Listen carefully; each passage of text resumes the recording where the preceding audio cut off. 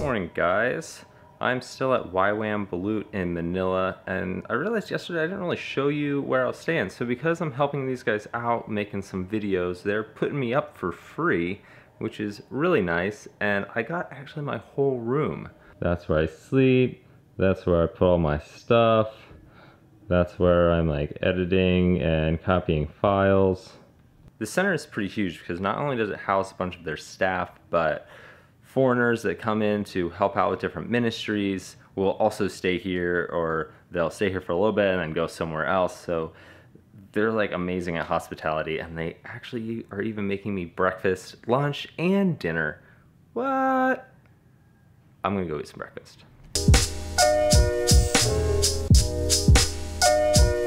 Today's gonna be a pretty busy day because I'm going around with this guy named Donato to a bunch of different areas that YWAM is helping in. I'm just gonna get some footage of all the different stuff going on. What's really cool is that Donato was actually a part of the ministry receiving student sponsorship, and he went all the way through school, graduated, and is now working and supporting his family, and is still volunteering with YWAM. So he's got some interesting stories. He knows this area really well, and I've got a lot to learn from him. These guys are my tour guides slash bodyguards today. Keep me safe and show me around. All right. This is Donato. Nerix is over on the back right here. Hey. Both these guys are showing me around today, and they're both from the community that we're gonna check out, so they know all about it. Donato, actually last time I was here, I interviewed him. I'm still editing that together with some of the footage we're shooting today, but this guy's a freaking rock star. Yeah. First stop we're heading to is the children's ministry.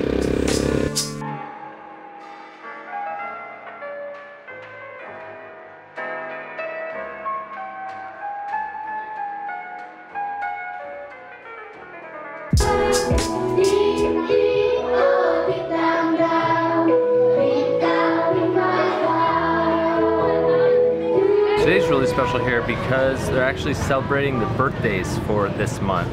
And it's kind of really sad because this is the only place that these kids get to actually have their birthdays celebrated. Because a lot of times their families don't have money to celebrate. So do a little party here.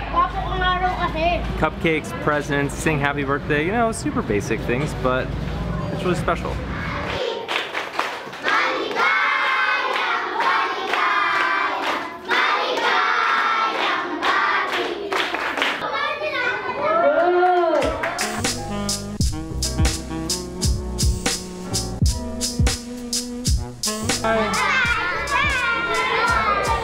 Last time I was here, I didn't actually get to go up onto Smoky Mountain, so we're gonna go for a little smoky hike. We used to play beside the mountain. Yeah. Yeah. We go over the top of the bulldozer, and then that's our playground when I was a kid.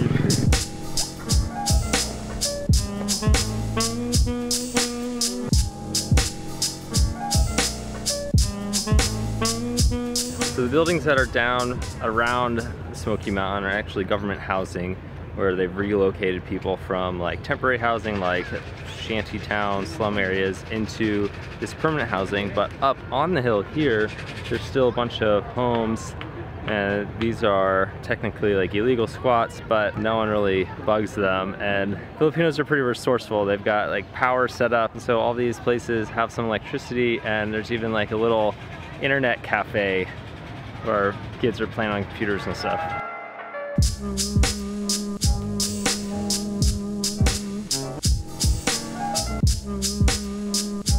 Some people opted to stay here to build their houses, and then they just decided to plant some trees. Actually, there are also corn. I think here's some corn.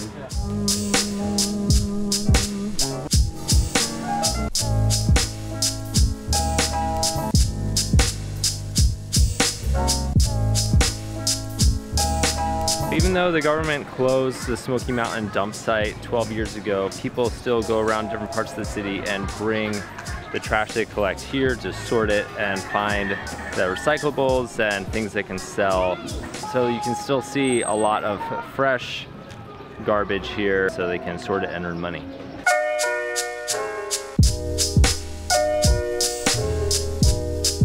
We're gonna head back to the base now because we've got to help cook some food.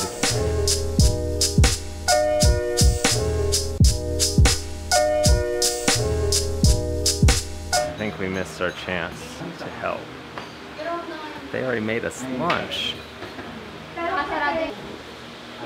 Since they already had the food made, we are going to head off and feed some kiddos. Loading up the tricycle. It's basically the SUV.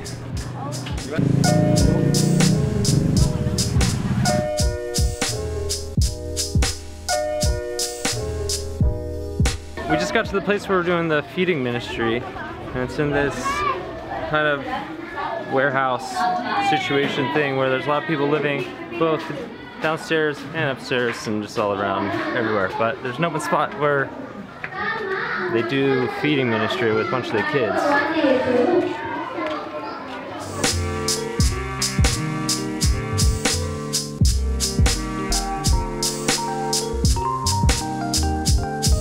They're introducing me. Hello. My name's Ted.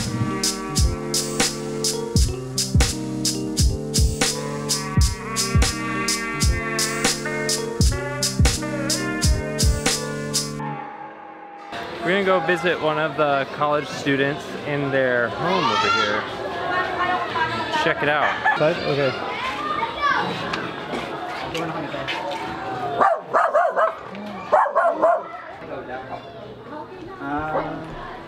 Hello. Hindi mo siya nakakita.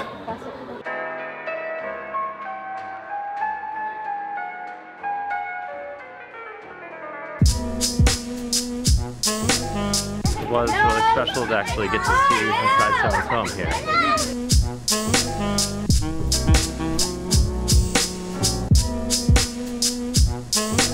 This is where we pray to not get hit by a truck.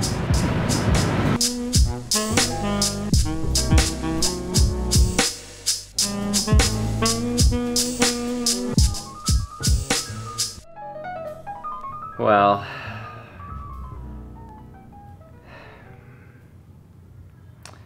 that's what extreme poverty looks like.